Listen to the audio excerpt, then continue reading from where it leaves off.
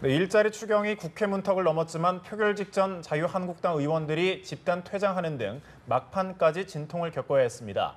이런 가운데 정부와 여당에서 제기된 증세안도 이번 주부터 본격 논의될 전망입니다. 서양호 도문정치전략연구소장과 허성우 국가디자인연구소 이사장 모시고 관련 내용 살펴보겠습니다. 네, 안녕하십니까? 안녕하세요. 안녕하십니까? 네, 그동안 공무원 증원 예산 80억 원을 놓고 줄다리기가 계속됐었죠. 결국 추경이 아닌 정부 목적 예비비로 충당하고 또 공무원 증원 규모도 줄이는 방향으로 합의가 됐습니다. 자, 이 내용으로 볼 때 일단 어떻게 평가하십니까? 빈손 국회에 대한 그 국민적 비난 여론이 상당히 강했기 때문에 아마도 역대 추경이 합의 통과된 적이 한 번도 없었기 때문에 합의 통과는 예상했는데 이렇게 끝까지 국민들 보기에 참 국회가 밥값을 제대로 하는가 의심할 정도로 상당히 소극적인 모습을 보였다는 생각이 듭니다. 네. 무엇보다도 지난 대선에서 사실상 그 공공부문 일자리 중에서 행정직 공무원이 아니라 소방직이라든가 경찰, 사회복지 공무원 확충에 대한 문제는 사실상 모든 정당의 공약이기도 했고요. 그랬죠. 특히 더욱더 기가 막힌 것은 작년 12월 국회 예결위에서 여야가 합의한 합의 내용이기도 합니다. 그런데 이것을 가지고 다시 재탕, 삼탕, 일자리 추경에 놓고 이것이 공공부문이냐 민간 일자리에 놓고 지루한 논쟁을 다시 했다는 것은 제가 볼 때는 국민들의 먹고 사는 문제에 대한 관심보다는 사실상 정쟁의 국회로 끌고 가기 위한 게 아니었냐라는 것 때문에 국민들은 더욱더 눈살을 찌푸리게 한 것 같고요. 다행히 서로에게 공공부문 일자리에 대한 문제의식을 지적한 야당의 의견도 수용하고 또 정부 주도의 공공부문 일자리를 얘기했던 여당의 의견도 야당이 일부 수용하면서 절충적인 타협점으로 중앙부처 공무원 숫자를 5,000명에서 2,500명으로 줄이고 지방직은 지방교구모에서 7,500명에서 12,000명에서 10,000명 정도 규모로 일자리 추경 예산이 통과된 것은 만시지탄이라는 생각이 듭니다.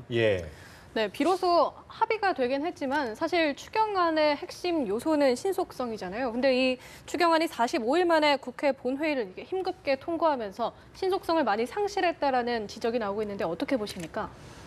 그거는 맞는 말씀이에요. 사실 추경이라는 것은 타이밍이 되게 중요합니다. 왜냐하면 추경을 통해서 경제적인 효과 이런 것을 보려고 하는 게 정부 의도가 상당히 강하죠. 그래서 추경 같은 경우에 지금 이제 약 한 70%를 추석 전에 다 이제 재정 지출을 하겠다고 지금 정부에서 이렇게 얘기하는데 이것이 꼭 야당의 잘못이냐 하는 그거는 좀 제가 받아들일 수 없어요. 왜냐하면 이 부분은 어쨌든 지금 문재인 정부 출범 자체가 이게 이제 최순실 국정농단으로 인한 대통령 탄핵으로 인한 정부가 들어서다 보니까 여러 가지 겹쳤지 않습니까? 인사 문제든 정부 조직부 문제라든가 추경 이런 것들이 한꺼번에 물리다 보니까 됐고 다만 이제 추경이 이제 이게 타이밍 부분은 좀 늦었다, 신속성 부분 늦었다 하는 부분은 결국은 이제 야당의 입장을 어느 정도 수용하고 절충하는 이 과정들이 시간이 좀 걸린 건 사실이에요. 왜냐하면 특히 이제 좀 전에 이야기한 대로 추경 전체 11조 2천억 중에 이 80억 좀 공무원 채용 비용 관련된 이 80억은 우리 겉으로 보기에는 11조 2천억 중에서 80억 뭐가 대단히 중요한데 그게 아니에요. 이 80억이라는 것은 공무원 채용 비용이 아니에요. 엄격히 말하면 공무원을 채용할 수 있는 행정 비용이에요. 이것이 만약에 그대로 통과되어 버리면은 앞으로 공무원을 채용할 수 있는 근거가 마련되는 거예요. 그렇다면은 무한정 지금 공무원 채용이 되는데 지금 우리나라 공무원이 참 102만 명이에요. 이게 지금 작은 정부를 추구하는 것이 아니면 큰 정부를 추구하는 이런 문제도 지금 빠지거든요. 그래서 야당이 요구하는 건 뭐냐면 공무원 구조조정부터 먼저 하라. 불효불급한 이 공무원 직대를 있거든요. 이런 부분들 구조조정 먼저 하고 그리고 나서 공무원들은 행정 비용을 줄이고 이렇게 해서 점차적으로 해야 되는데 일단 문재인 정부의 추경 80억 일단 이 겉으로는 보면은 80억 별거 아니니까 왜 야당에서 이 80억 갖고 논란이 하는데 그렇지 않아요. 이 80억이 공무원 채용하는데 행정 비용만 80억 든다는 거예요. 그래 공무원 채용의 근거 기준을 마련하는데 이 80억이 들기 때문에 이건 매우 중요한 겁니다. 그래서 이 부분을 야당에서 줄기차게 이거는 안 된다.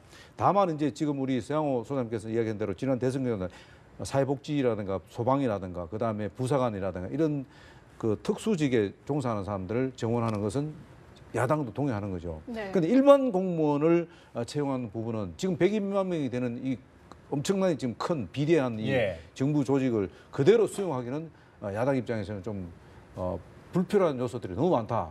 이것을 사실 좀 그 구조조정을 먼저 선해야 된다. 그래서 이번에 이제 여당에서도 이 부분은 문제가 있다. 그렇게 인식해서 야당의 입장을 수용하게 된 거죠. 이런 과정들이 좀 시간이 걸린 거예요. 그렇다고 해서 여당에서 무조건 요구하는 대로 추경안을 다 줄 수 없는 거 아니겠어요? 네. 왜냐하면 이 추경안이 통과되고 나면 나중에 이제 국가 재정 문제에 있어 갖고 결국 뭐냐면 야당도 동반 책임을 져야 돼요. 문제가 생기면요. 네. 그때 어떻게 할 겁니까? 그래서 야당은 야당의 목소리를 낼 수밖에 없는 거죠. 알겠습니다. 그래서 이제 이 추경 처리 과정에서 보면 또 여야의 민낯이 좀 여실히 드러났는데 정세균 의장은 여야 모두 패자다 이런 또 평가를 내놓기도 했습니다. 민주당 아무래도 여소야대 정국을 좀 실감을 했을 것 같은데 앞으로가 좀 어떻게 운영을 해야 될까요? 그렇죠. 뭐 예. 여야 모두 패배지만 국정 운영의 핵심 책임은 여당이 있기 예. 때문에 이번 7월 임시국회를 반면교사로 삼아서 9월, 10월에 있을 정기국회를 잘 맞이해야 될 것 같습니다. 특히 문재인 대통령이 밝힌 100대 국정 과제들이 그중에 90% 이상이 입법과 예산으로 국회를 통해서 지원되지 뒷받침되지 예. 않으면 실효성을 가질 수 없기 때문에 더더군다나 국회의 중요성이 강조되고 있습니다. 아마도 청와대에서 두 가지 중에 하나를 선택할 것 같은데 첫 번째는 기존과 같이 대통령과 국민들이 직접 협치를 직접적인 여론전을 통해서 국회를 압박하는 과정의 모양새를 가져갈 것인지 아니면 구분나무가 선산을 지킨다고 좀 더디지만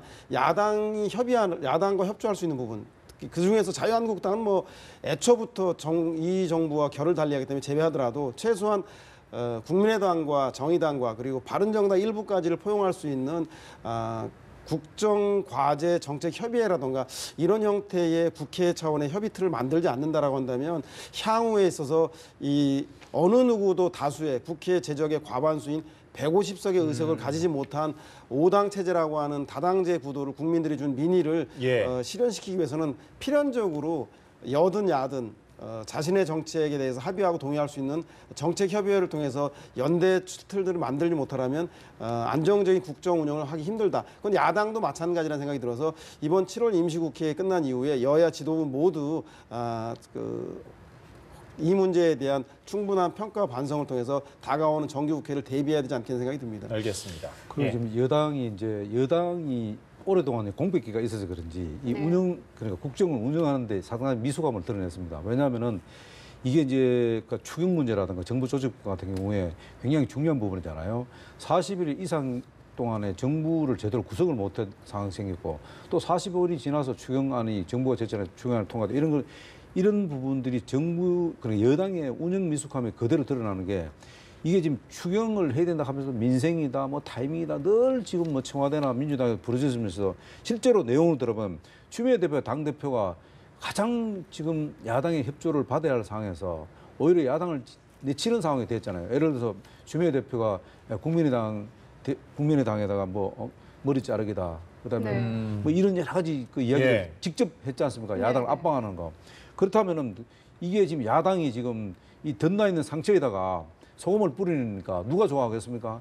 절대적으로 도움을 받아야 되는데. 예. 그리고 지금 국회 지금 추경이 통과하는데 본회의에 지금 의결 정수수로 결정적인 미스 요인이 민주당 아니겠습니까? 27명이 본회의 불참한 거예요. 이게 네. 뭐냐면은 정말 이게 국민들이 볼 때는 참 웃기는 거예요. 정말 추경이 통과 안 돼서 그렇게 야당 때문에 야당 발목 잡지 마라. 그다음에 민생을 위해서 빨리 추경해달라. 이렇게 하면서도 정작 여당 내부의 어떤 결속이라든가 이런 것들을 제대로 파악이 안 되고 있다는 거죠. 이런 건 뭐냐면 앞으로 물론 이제 민주당이 뭐 이제 정권이 바뀌어서 여당 된 지가 얼마 안 돼서 그런지 모르겠습니다만 이 네. 전국의 미숙함, 특히 야당을 이런 잘 좀 협조를 받을 수 있는 그 제대로 된 전략이 좀 필요한데 그런 부분들이 상당히 좀 부족하다. 그러니까 앞으로 이제 우리 서영호 이제 소장님께서 말씀하신 대로 앞으로 당청 간의 관계를 가장 이제 매끄럽게 조율이 돼서 어쨌든 향후에 그 문재인 정부가 국정 아젠다를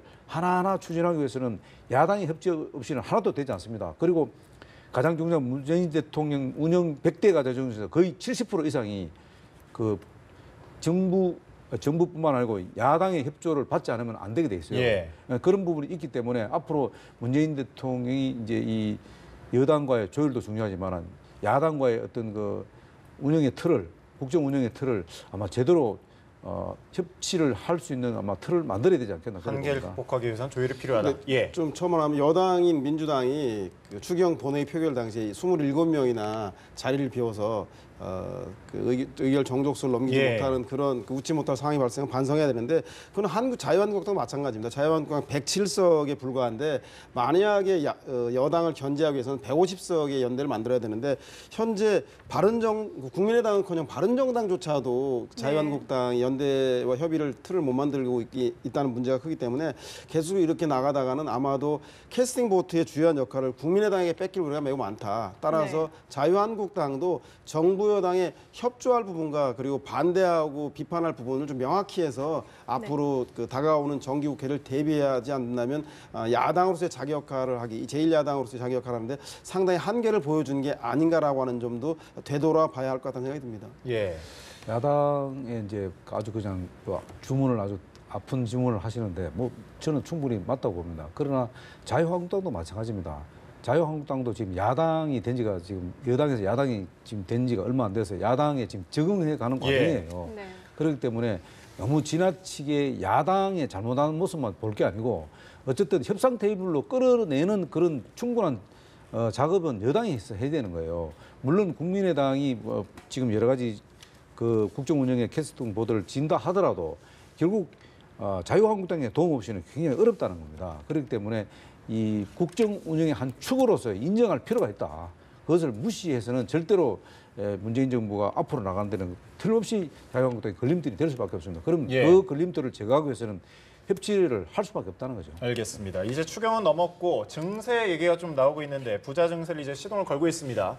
증세 상당히 좀 예민한 문제가 될 수 있는데 이렇게 좀 속도를 내는 이유는 뭐라고 보십니까? 뭐 쇳불도 단김에 빼고 새도 달구어졌을 때 쳐라는 얘기가 있듯이 아마 문재인 대통령이 높은 국정 지지율에 기반한 것 같다는 생각이 들고요. 근데 무엇보다도 이런 지지율도 있지만 지난 대선 과정에 홍준표 후보를 제외한 바른정당의 유승민 후보와 그리고 안철수 국민의당 후보조차도 법인세 인상, 지금 현재 문재인 정부가 추미애 대표가 얘기했던 핀셋 증세라고 하는 그 증세 범위보다도 넓은 일반적인 법인세 인상조차도 찬성했기 때문에 그리고 최순실 게이트에서 보여줬던 재벌들의 정경유착을 통한 특권과 반칙에 대한 문제들에 대한 국민적 공분이 아주 크지 않습니까?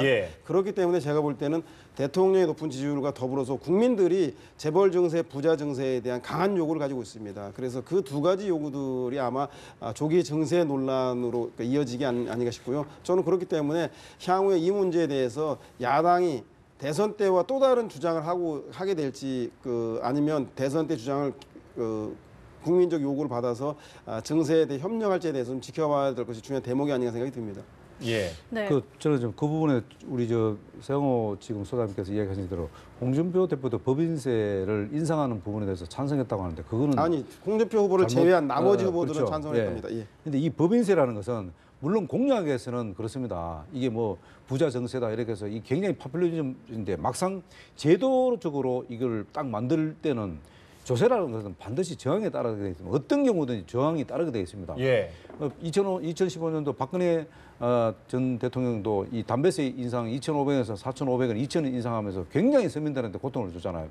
보이지 않지만 그것이 박근혜 정부가 무너지는 단초가 됐을지도 몰라요. 그게 이 조세라는 것은 반드시 저항이 따르게 되어 있고요. 조세는 인류 역사와 맞물려 있는 거예요. 그렇기 때문에 조세를 손을 잘못대면은 이 정부 자체가 흔들릴 수 있다는 거예요. 그래서 물론 조세를 그렇다 보니까 지금 그 정부 여당에서도 이게 뭐 조세 정상화다, 고통 못 납니다 이렇게 하는데 만약에 법인세를 올린다, 물론 뭐 필요하면 올려야 됩니다. 근데 법인세를 올리게 되면은 어떤 상황이 생기냐면요, 이 기업이 기업하기 좋은 나라가 과연 될 수 있냐는 겁니다.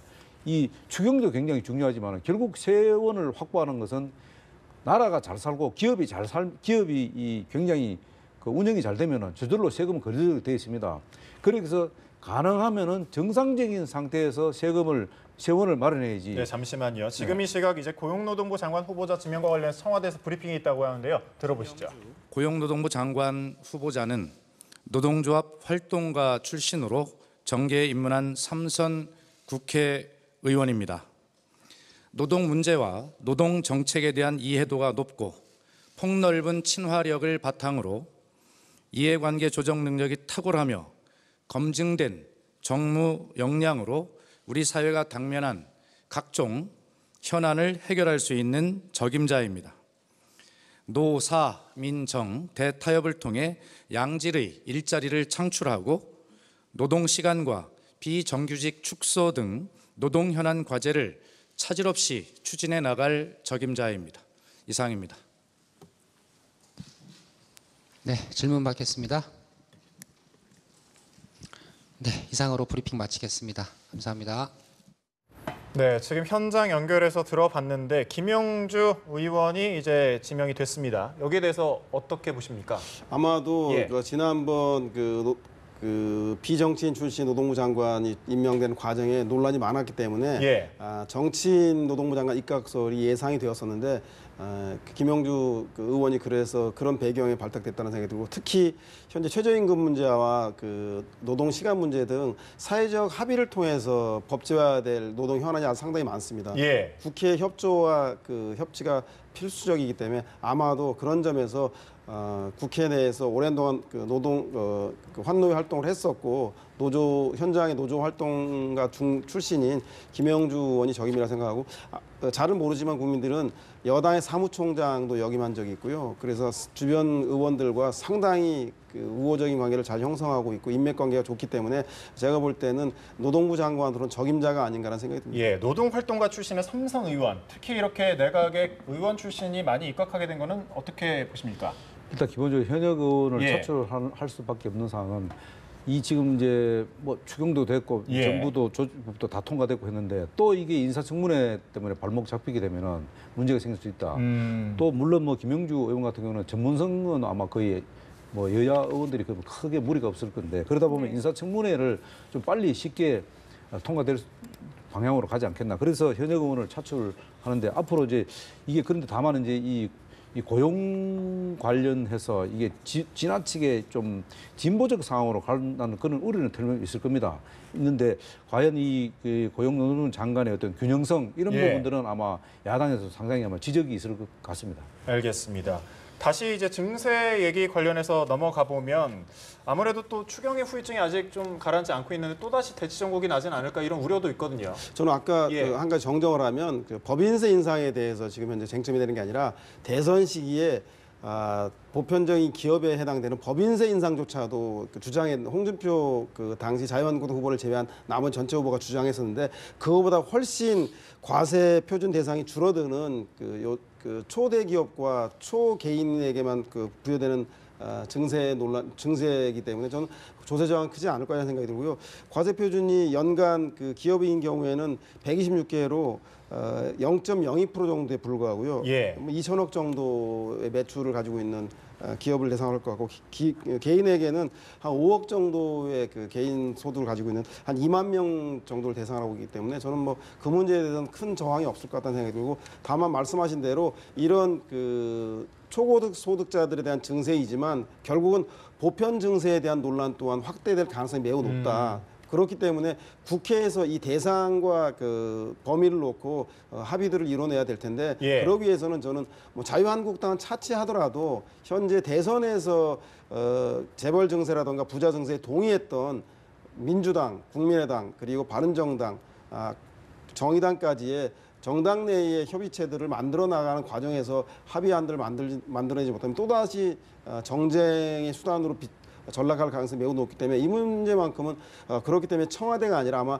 추미애 대표가, 여당 대표가 재정전략회의에서 먼저 제안하는 걸 봐서 정당이 국회를 중심으로 이 문제를 풀어나가겠다는 생각을 가지고 있다는 생각이 듭니다. 예. 네, 그리고 지금 이제 말씀하시죠. 정세 관련해서 이게 이제 문재인 대통령이 100대 과제를 5년 동안 실행하기 위해서는 178조 재원이 들지 않습니까?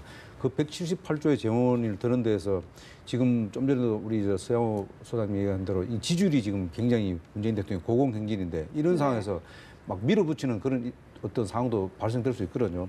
근데 이 조세 지금 하겠다, 조세 관련해서 이 고통 분담 또 조세 정상화다 이렇게 이제 굉장히 포장을 잘하는데, 자칫하면은 이게 마치 돈 있는 사람들이 부도덕한 사람으로 전락되는 그런 상황까지는 가서는 안 된다는 거죠. 예. 세금이라는 것은 뭐 핀셋 정세를 하겠다 하는데 말이 핀셋 정세지, 이 과표 구간을 정하는 것은 고도의 어떤 전략도 필요하고요. 또 여러 가지 아주 조밀한 그 상황을 잘 그 반영할 수 있는 그런 여야 간의 어떤 협의가 절대로 필요한 거예요. 조세 정의하는데 그 여당과 야당 중요하지만 입법부의 절대적인 권한을 갖고 있는 거예요. 그런 상황이기 때문에 이것을 마치 사회적인 전체 분위기로 부자들은 다 부도덕한 사람을 이렇게 몰고 가서는 안 된다. 물론 뭐 지금 고통 분담 차원에서 돈이 많이 버는 사람이 좀 더 내야 된다. 그거는 맞는 얘기예요. 맞는데 이것이 어떤 특정 기업이나 특정 어떤 고소득자들을 마치 이 사람들은 세금을 전혀 안 내고 세금 포탈자로 환경을 만들어 가서는 안 된다는 거죠. 세금을 내는 사람들도 정당하게 세금을 내고 남는 돈으로 정당하게 쓰고 하는 것에 대해서는 인정을 할 필요가 있다는 거죠. 근데 지금 우리 사회적인 분위기가 마치 돈을 세금 많이 그러니까 열심히 일해서 많이 버는 걸 세금도 다 냈는데도 그것을 열심히 쓰는 데 대해서 마치 이게 잘못된 생각으로 해서 마치 돈 있는 사람들을 그 부도덕한 사람으로 몰고 가는 그런 경향이기 때문에 그런 상황부터 좀 불식시킬 필요가 있다. 지금 그 말씀을 드리고 싶은 거예요. 예. 조금만 첨언을 하면 저는 뭐 이제는 정당들이 자기 입장을 밝혀야 될 때는 생각이 듭니다. 그 최근에 한 언론의 여론조사에서 초고소득자에 대한 증세에 대해서 81% 이상이 찬성을 하고 있거든요. 따라서 각 정당들은 0.02%의 초고소득자를 대변하는 정당이 될 것인지 아니면 보편적인 국민들의 이런 부자 증세에 대해 찬성하는 일반적인 다수 국민의 편에 쓸 것인지에 대해서 저는 이번 기회에 정당이 자기 정책의 색깔을 분명히 해서 국민들로부터 평가받고 그걸 통해서 내년 지방선거에서 재신임받는 그런 증세 논란이 됐으면 좋겠다는 생각이 듭니다. 알겠습니다. 네. 제가 그 부분에도 조금 한마디 자꾸 그 여론 81% 자꾸 이야기하는데요. 그렇게 따지 여론을 갖고 자꾸 이야기하게 되면 이게 문제가 안 되는 거예요. 예를 들어서 여론조사 할 적에 첫 마디가 부자들에 대해서 어떻게 생각합니까? 이러면 다 부정적입니다. 오히려 80%가 적습니다. 100%가 될 수도 있어요. 근데 그렇게 질문할 게 아니고 이게 질문 방식이에요. 마찬가지입니다. 지금 문재인 대통령의 지지율 81 고공행진도 어떻게 보면은 그 보수 쪽의 사람들이 그 응답을 안 하는 경우도 있는 부분이 있단 말입니다. 이런 것이 너무 지나치게 지지율을 갖고 여론조사를 갖고 이런 부분들을 몰아붙이지는 안 된다는 겁니다.